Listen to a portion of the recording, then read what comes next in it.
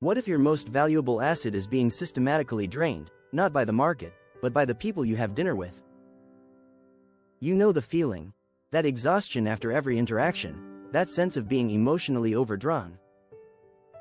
This isn't just a feeling, it's a quantifiable loss on your highest yield investment, you. In this video, we're going to reframe this emotional drain as a strategic liability.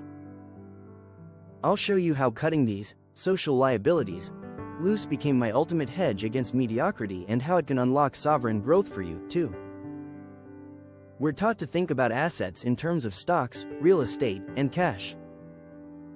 We build portfolios, we diversify, we hedge. We spend countless hours analyzing financial markets to maximize our return on investment, our ROI. But we rarely apply this same rigorous thinking to the single most influential factor in our lives, our relationships. Think about it. Every person in your life is either an asset or a liability in your personal portfolio. They either add value, providing support, growth, and energy, or they depreciate, costing you focus, peace, and momentum. For years, I operated as if relationships were purely emotional, totally separate from the logic I applied to my work and finances. I tolerated connections that left me feeling depleted and small. I saw it as a cost of doing business, a normal part of life. That is, until I realized it was the single biggest bottleneck to my growth. The constant low-grade stress, the second-guessing, the energy spent managing someone else's drama, it was an invisible tax on my ambition. A slow leak in the engine of my potential. And when I finally started treating these toxic connections with the same ruthless pragmatism as a failing stock, everything changed. Cutting them wasn't cruel, it was an act of strategic reallocation. It was the highest ROI decision I ever made. Today, we're going to run the numbers on your social portfolio. We'll identify the depreciating assets, quantify their hidden costs, and lay out a clear strategy for liquidation, so you can free up that capital and reinvest it where it belongs, in your own sovereign growth. Section 1. Redefining your social portfolio assets versus liabilities. Before you balance a portfolio, you have to know what's in it. In finance, an asset puts money in your pocket.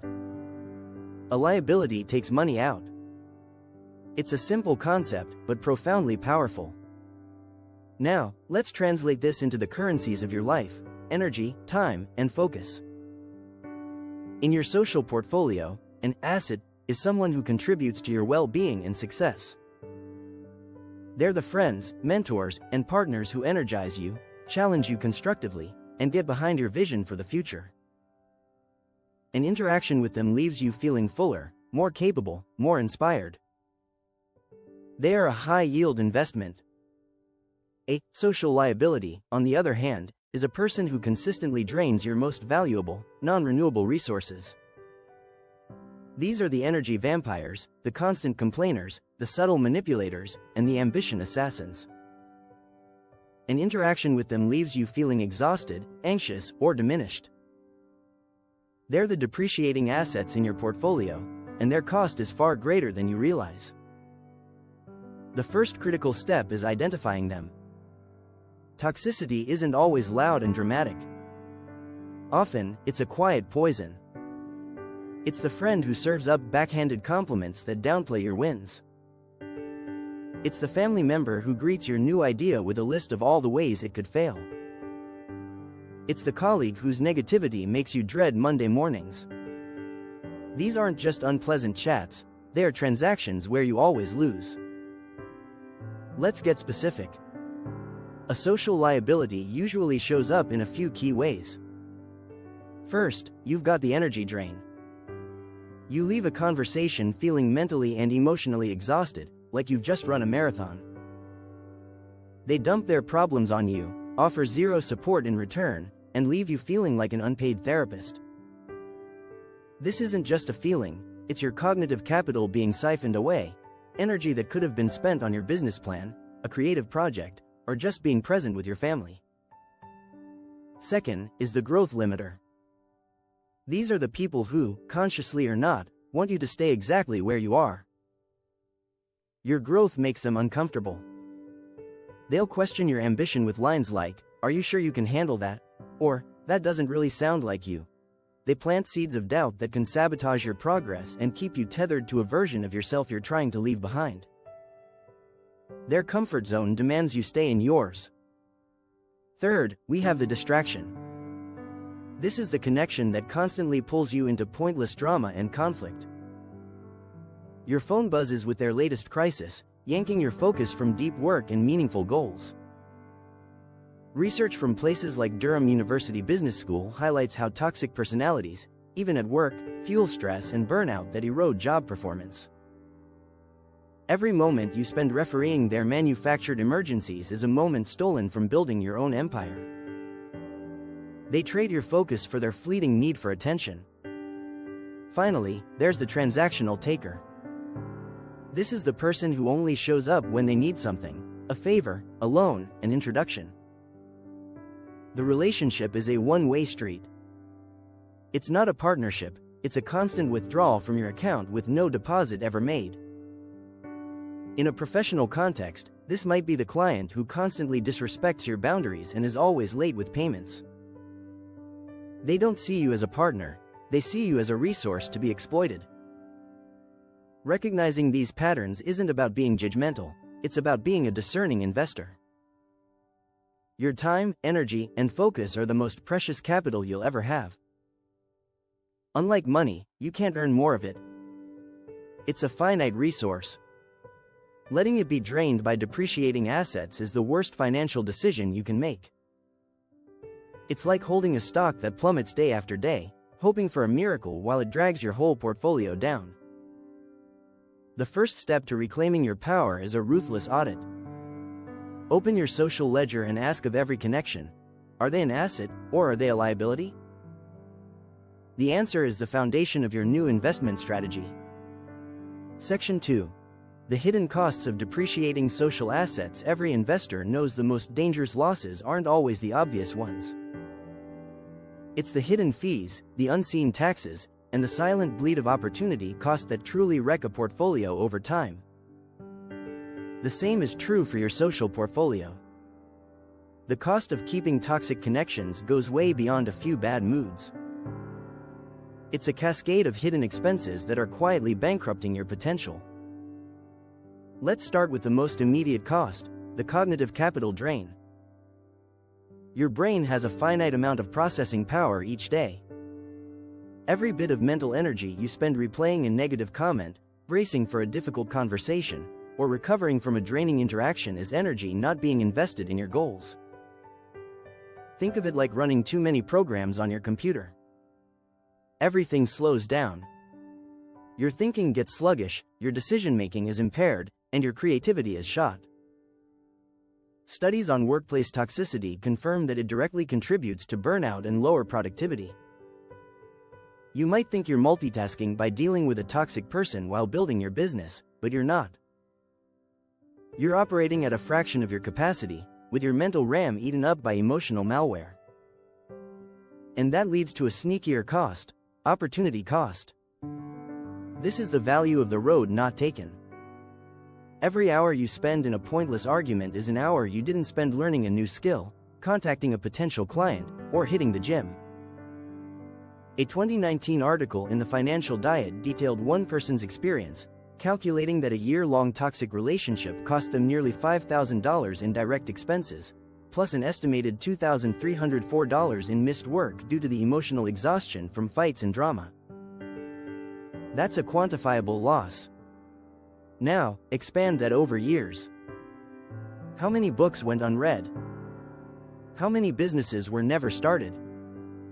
How many healthy, supportive relationships were never built because your time and energy were monopolized by a black hole of negativity? Toxic relationships don't just take from you, they prevent you from receiving. They keep you so busy playing defense that you never get to play offense. This is the silent killer of dreams. The life you could be living is the ultimate opportunity cost of the toxic connections you refuse to cut. Then there's the direct financial cost. This is where the metaphor gets painfully real. Toxic relationships are expensive. Sometimes it's direct financial abuse, where one person exploits or controls the other's finances. But often, it's more subtle. It's the friend who always forgets their wallet, leaving you to pick up the tab. It's the cycle of stress-induced spending, comfort food, impulse buys, and pricey distractions to numb the pain. It's the missed days of work because you're too emotionally wrecked to function. Staying in a bad situation because you've already invested so much is a classic example of the sunk cost fallacy. And just like in finance, it's a disastrous decision that guarantees diminishing returns. Finally, and perhaps most devastatingly, is the cost to your health and well-being. Chronic exposure to negativity and emotional manipulation triggers a constant, low-grade stress response in your body. This isn't just a feeling, it's a physiological state. Your cortisol levels stay elevated, your immune system is suppressed, and your risk for a host of chronic illnesses increases. You sleep poorly, you make unhealthy choices, and your physical vitality is slowly eroded. The unseen impact of this psychological trauma can significantly hold you back in your education and career. A body and mind under constant siege can't perform at their peak. You're trying to build a skyscraper on a crumbling foundation. When you add it all up, the cognitive drain, the missed opportunities, the financial leakage, and the physical toll, the picture becomes terrifyingly clear. A depreciating social asset isn't a minor inconvenience. It's a multifaceted liability actively working against your success. The longer you hold onto it, the more the interest on your losses compounds. The real question isn't whether you can afford to cut these connections. It's can you afford not to? Section 3. The ROI of liquidation, reclaiming your sovereign growth. Okay, enough about the costs. Let's talk about the payoff. What actually happens when you liquidate these social liabilities? The returns aren't just emotional, they are tangible, strategic, and they compound over time, creating a powerful upward spiral of growth. This is where the strategy pays off. Let's break down the 4 key pillars of your ROI. ROI Pillar 1. Reclaimed cognitive capital and AMP. Mental clarity. The moment you cut a toxic connection, the first thing you get back is your own head. That background hum of anxiety, the constant mental chess of what to say or not say, the emotional hangover, it vanishes. Suddenly, your mind is quiet. And that quiet isn't emptiness, it's space. It's reclaimed cognitive capital. Imagine your brain as a high-performance server that's been running a buggy, resource-hogging program. The moment you uninstall that program, the whole system's performance skyrockets. This new mental clarity is priceless. Your focus sharpens. Your ability to do deep work intensifies. Problems that seemed overwhelming now feel manageable because your full processing power is aimed at solutions, not drama. You stop second-guessing yourself because that external voice of doubt is gone. This is the foundation of sovereign growth, the ability to think your own thoughts, trust your own judgment, and execute your vision without interference. The return here is immediate and funds all other returns. ROI Pillar 2. Fortified boundaries and AMP. Increased resilience. The act of cutting a toxic tie is, itself, a powerful exercise in setting boundaries. It's a declaration that your time, energy, and well-being are non-negotiable. This act of self-prioritization builds a muscle. Each time you defend your boundaries, they get stronger. You start to develop an almost instinctual aversion to people and situations that drain you. This isn't about becoming cold, it's about becoming an effective guardian of your own resources. This process builds incredible resilience. You learn that you can survive the discomfort of a hard conversation or the finality of an ending. You prove to yourself that your happiness isn't dependent on any one person's approval. This creates what I call a dominant fortress, not a fortress of isolation built from fear, but a fortress of sovereignty built from self-respect. From this secure position, You can take bigger risks and pursue more ambitious goals because your core sense of self is no longer outsourced to the opinions of others. You're no longer emotionally leveraged. You are solvent. ROI Pillar 3. Attraction of high-quality networks. The universe, and the market, abhors a vacuum. When you clear out the low-quality, depreciating assets from your life, you create space. And that space will get filled. The crucial difference is that now, with higher standards and stronger boundaries, you'll naturally start to attract a different caliber of person. Like attracts like. Your new clarity, focus, and positive energy act as a beacon for other high-value individuals. Supportive, ambitious, and emotionally healthy people aren't drawn to chaos, they're drawn to stability and growth. As you embody these traits, you become a magnet for the very people who can become your greatest assets. These are the mentors who open doors, the collaborators who elevate your projects, and the friends who genuinely celebrate your wins. Research consistently shows that positive, supportive networks are linked to lower stress and greater professional achievement. In fact, one major study found that when children from low-income families grow up with friends from higher-income families, their future income increases by an average of 20%, a concept called economic connectedness. By pruning the dead branches of your social tree, you stimulate new, healthier growth. You stop begging for a seat at tables that don't want you and start building your own.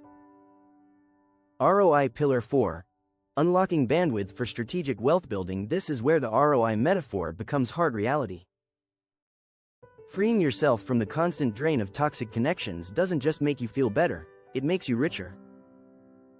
The reclaimed time and mental energy are now assets you can directly invest into wealth-building activities.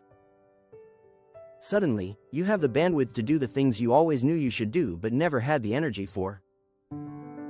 You have the mental space to actually sit down and create a budget. You have the focus to research and understand strategic investment vehicles. You can dedicate real time to developing a side hustle, negotiating a raise, or building a business plan. The world's most successful people didn't build their wealth while also managing a portfolio of emotional turmoil. They did it with focus. This is about more than just having more time.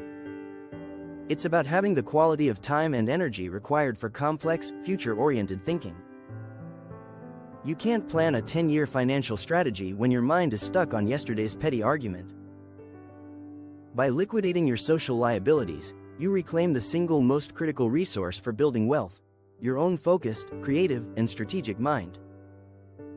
You're no longer just surviving, you're building an empire. And it starts with a simple, ruthless act of divestment. Section 4. The Practical Guide to Social Arbitrage. How to cut ties strategically. Knowing the why is one thing, but it's the how that creates change. Liquidating social liabilities isn't about dramatic, bridge-burning showdowns.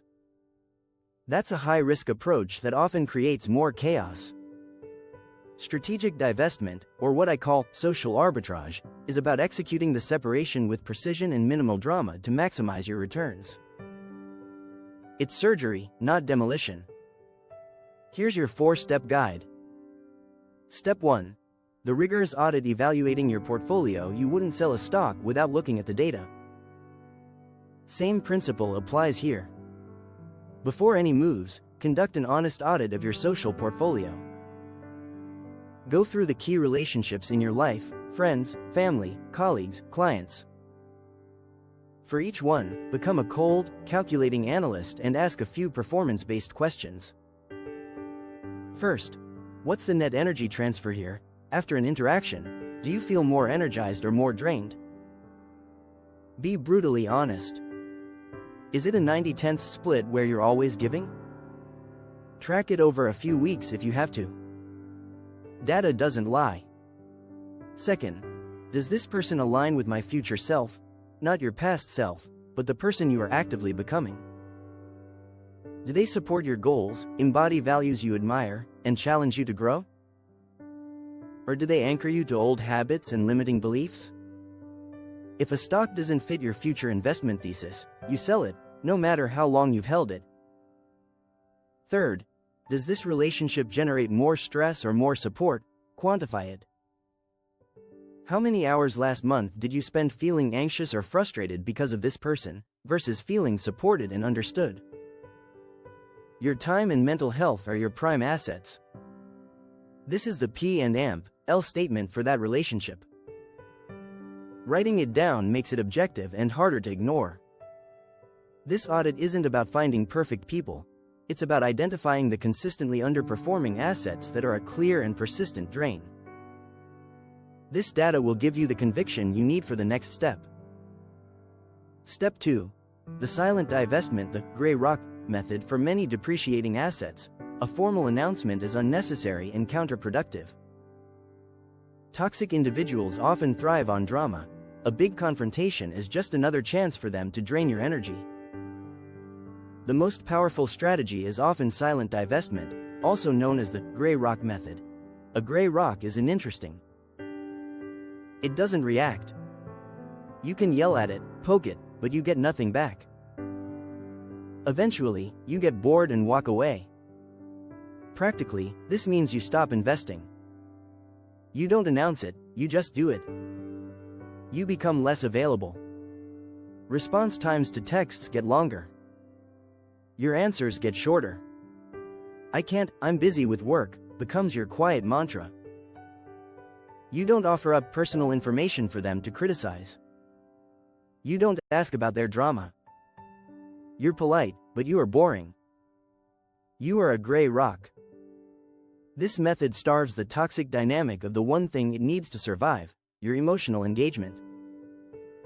It allows the connection to wither and die from lack of fuel, often without a major blow-up. You're not cutting the cord with a violent snip. You're just letting go, allowing the distance to grow until the tether dissolves on its own. Step 3.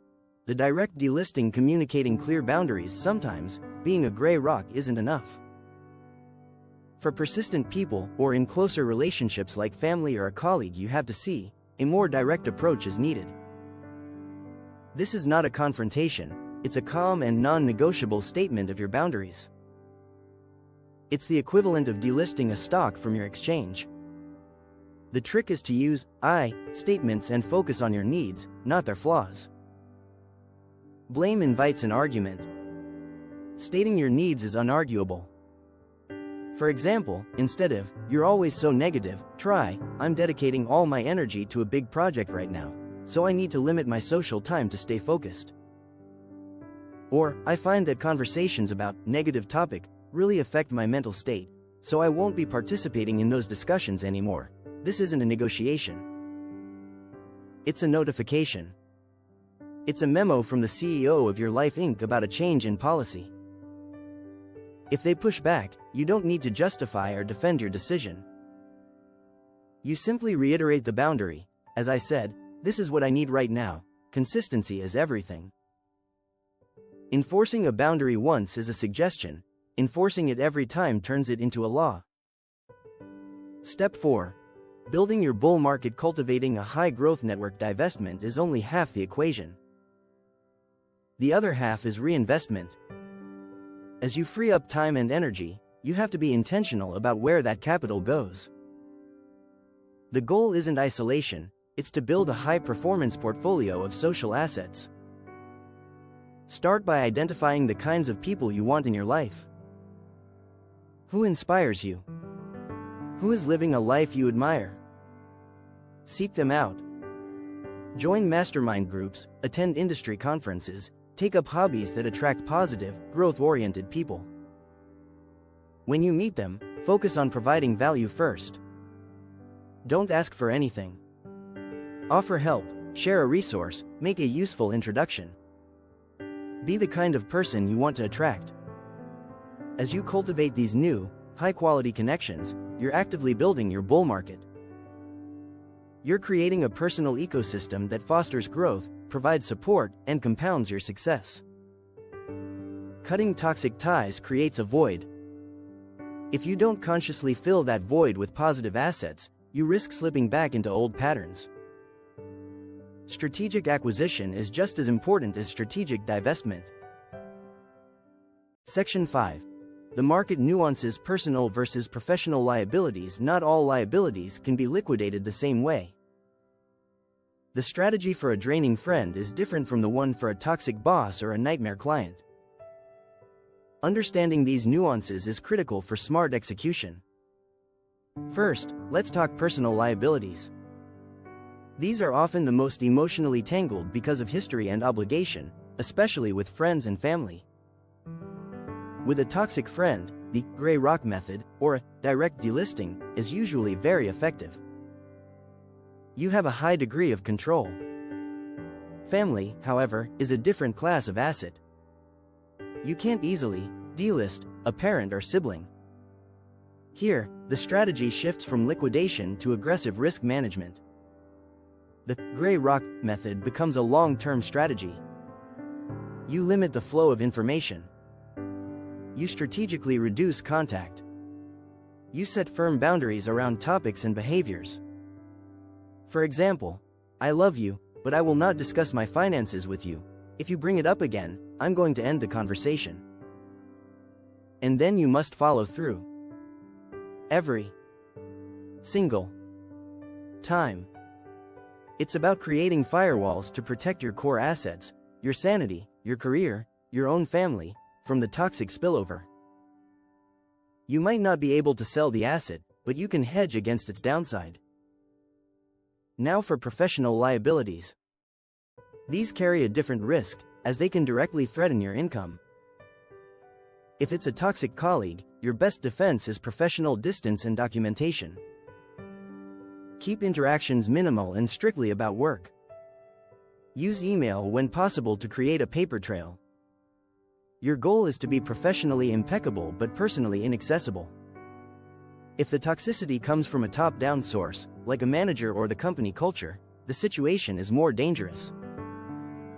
Research shows toxic leadership is a fast track to employee burnout and turnover.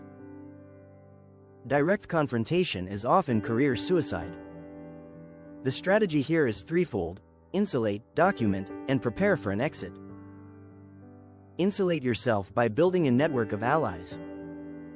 Document everything. Every inappropriate comment, every unreasonable demand, with dates and times.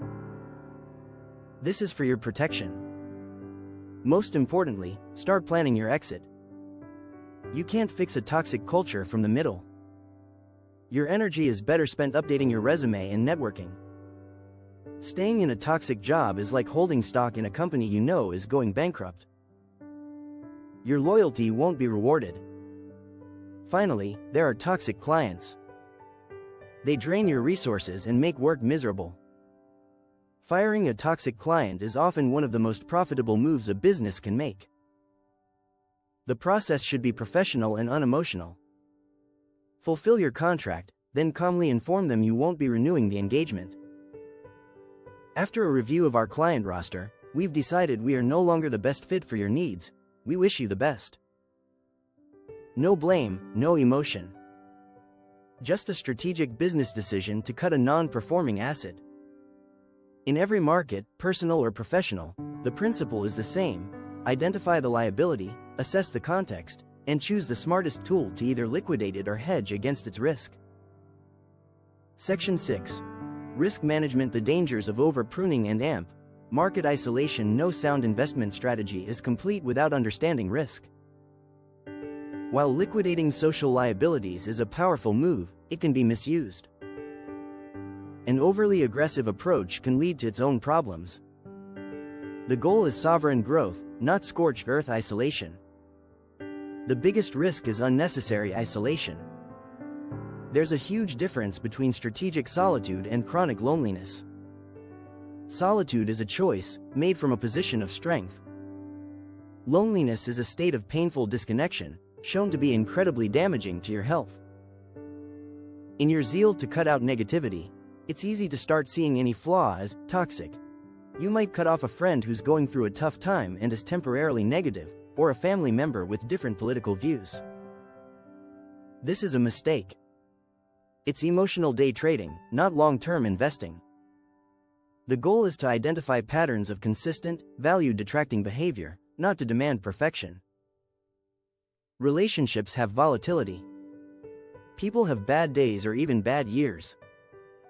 Over-pruning based on minor dips instead of long-term performance can leave you in a self-imposed exile. Before you liquidate, ask, is this a consistent pattern of toxicity, or a temporary downturn in an otherwise valuable asset? The second risk is what I call externalizing blame. It's easy to label anyone who challenges you as toxic. This can become a shield against self-reflection. Sometimes, the problem isn't just the other person, it's the dynamic you're co-creating. Before you declare a relationship a total loss, check your own role. Are your boundaries unclear? Are you communicating your needs effectively? Sometimes, a relationship doesn't need to be liquidated, it needs to be renegotiated. An honest conversation can sometimes turn a depreciating asset into a performing one. Taking ownership of your part isn't weakness, it's power. Blaming everyone else for your portfolio's poor performance is a recipe for repeated failure. Finally, remember that cutting toxic connections is a multiplier, not a magic bullet. It creates the bandwidth for wealth-building strategies, but it doesn't replace them. You can have the most pristine social circle in the world, but if you don't also practice financial discipline, saving, investing, building skills, you won't magically become wealthy.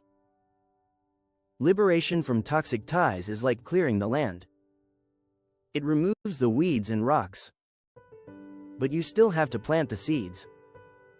You still have to do the work. This strategy is the foundational step that makes all other strategies more effective. It's the ultimate lever, but you still have to pull it and apply that force to the hard work of building. We've covered the strategy, the returns, and the risks. But theory is one thing, and practice is another. The best insights often come from shared experience. This comment section can be a powerful resource, a community of fellow investors all working on their own social portfolios. So, I have a question for you. Think about a time you made the tough decision to cut a toxic connection. What was the first positive return you noticed on that investment? Was it a feeling of peace? A burst of creative energy? A new opportunity that appeared out of nowhere? Share your story in the comments. Your experience could be the final piece of data someone else needs to make their own strategic decision. Let's learn from each other. And if this way of reframing relationships was valuable to you, subscribe to the channel. We're all about giving you the mental models you need to build a life of sovereign wealth, in every sense of the word. We started with a simple idea: what if the people in your life were investments? We've moved that from a clever metaphor to a practical, actionable strategy. We've audited the social portfolio, quantified the hidden costs of depreciating assets, and detailed the immense returns of strategic liquidation. The drain you feel isn't just an emotion, it's a quantifiable loss of your most precious capital, your time, energy, and focus. A toxic connection is an invisible tax on your ambition and a perpetual hedge against the very growth you seek. But the most important takeaway is this: you are the fund manager. You have the ultimate authority to decide which assets stay in your portfolio. Cutting ties, when done strategically, isn't an act of cruelty. It is the ultimate act of self-preservation and fiduciary responsibility to your own future. It's choosing peace over chaos, growth over stagnation, and clarity over confusion. By liquidating these social liabilities, you're not creating a void, you're creating an opportunity. You're reclaiming the capital required to build your empire. You're fortifying the boundaries that protect you. And you're making space for the high-growth connections that will propel you forward. Think of your life as the ultimate enterprise. Every decision is an investment in its future.